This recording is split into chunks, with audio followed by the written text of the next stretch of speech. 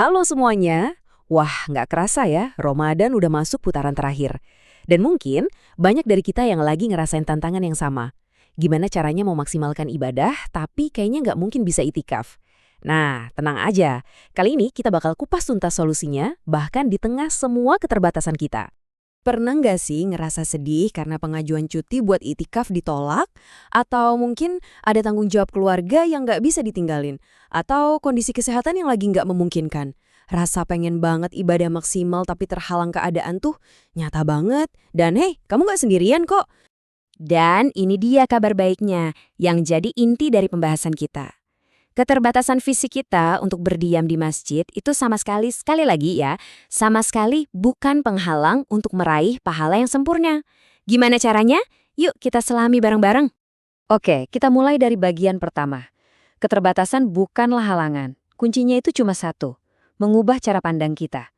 Gimana kalau saya bilang, pekerjaan dan kewajiban kamu saat ini tuh bukanlah penghalang, tapi justru jalan ibadah itu sendiri. Menarik kan? Lihat deh, ini adalah pergeseran sudut pandang yang fundamental banget. Bekerja cari nafkah buat keluarga itu adalah ibadah. Jadi kalau cuti ditolak, jangan langsung berkecil hati.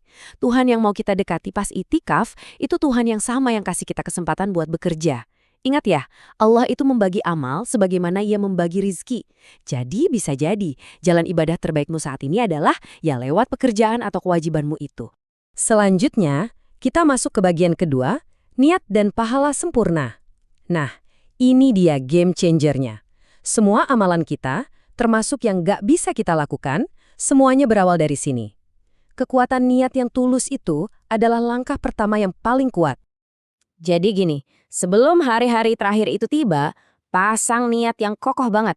Niatkan dalam hati, ya Allah, saya pengen banget iktikaf, saya pengen khotam Al-Quran, saya pengen melakukan ibadah terbaik. Bangun tekad yang sempurna di dalam hati. Karena kalau niatnya udah sempurna, bakal ada keajaiban yang terjadi. Dan ini prinsipnya yang luar biasa banget.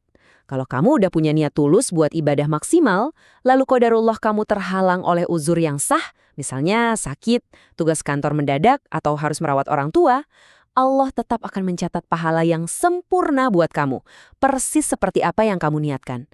Itulah rahmat Allah yang melampaui segalanya. Oke, jadi niat udah mantap.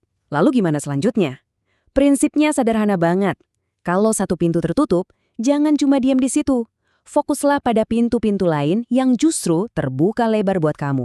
Prinsip ini dirangkum dengan indah di sini, terinspirasi dari Imam Ibnu Qayyim. Jika pintu itikaf tertutup, jangan hanya meratapinya. Yakin deh, Allah dengan rahmatnya pasti telah membuka pintu kebaikan lain yang pahalanya nggak kalah besar. Pertanyaannya adalah, pintu yang mana saja itu? Nah, ini dia salah satu pintu yang paling konkret dan kuat.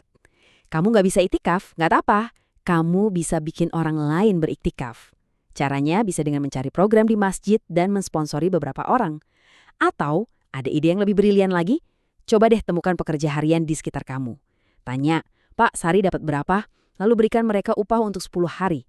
Dan bilang, Pak, silakan beribadah, rezeki Bapak biar saya yang tanggung. Indah sekali kan? Dan ini ada landasannya loh. Kaidah ini dengan cemerlang mengilustrasikan bahwa pahala memfasilitasi kebaikan itu setara dengan melakukannya sendiri. Jadi kamu mungkin berada di kantor, tapi pahala itikaf terus mengalir karena kamu telah mempersiapkan orang lain untuk beribadah di medan perang spiritual ini. Keren banget kan? Sekarang kita masuk ke pemahaman fikih yang sangat penting. Nggak semua amalan itu setara loh. Ada skala prioritas yang harus kita pahami. Jadi, poin krusialnya adalah amalan wajib itu selalu mengalahkan amalan sunnah. Slide ini menunjukkannya dengan jelas banget. Seorang ibu yang tetap di rumah untuk merawat anaknya yang masih kecil, bisa jadi pahalanya jauh lebih besar daripada mereka yang iktikaf. Kenapa? Karena merawat anak itu kewajiban, sedangkan iktikaf itu sunnah. Kamu sedang melakukan ibadah yang nilainya lebih tinggi. Oke, prinsip berikutnya adalah melawan mentalitas semua atau tidak sama sekali. Hati-hati, ini adalah jebakan yang sering bikin kita akhirnya nggak melakukan apa-apa. Kaidah emas dalam fikih ini sangat membebaskan kita. Apa yang tidak bisa diraih seluruhnya, jangan ditinggalkan seluruhnya. Artinya, kalau kamu nggak bisa itikaf 10 hari penuh, jangan lantas meninggalkan ibadah ini sama sekali. Lakukan semampunya, ambil sebagian, jangan buang semuanya. Terus gimana cara menerapkannya? Coba deh lakukan iktikaf parsial, atau yang sering disebut iktikaf kalong. Datang ke masjid setelah tarawih, berdiam diri 1 atau 2 jam lalu pulang. Itu sudah dihitung iktikaf loh. Perbanyak juga istighfar, karena istighfar itu fungsinya seperti penambal untuk setiap kekurangan dalam ibadah kita. Dan terakhir, fokuslah pada tilawah Al-Quran. Kapanpun ada jeda, buka mushaf. Di bulan ini, kuantitas tilawah itu sangat dianjurkan. Kita mendekati akhir nih. Apapun jalan yang kamu pilih, baik dengan bekerja, mensponsori, atau beribadah di sela kesibukan, ingatlah prinsip ini. Amalan itu tergantung pada penutupnya. Kualitas seluruh Ramadan kita ditentukan oleh bagaimana kita mengakhirinya. Ini adalah putaran final. Berikan yang terbaik yang kamu bisa dari manapun posisimu sekarang. Jadi, nggak ada lagi alasan untuk merasa kecil hati. Pintu kebaikan itu terbuka sangat lebar. Pertanyaannya bukan lagi, apakah saya bisa? Tapi, pintu kebaikan mana yang akan saya pilih?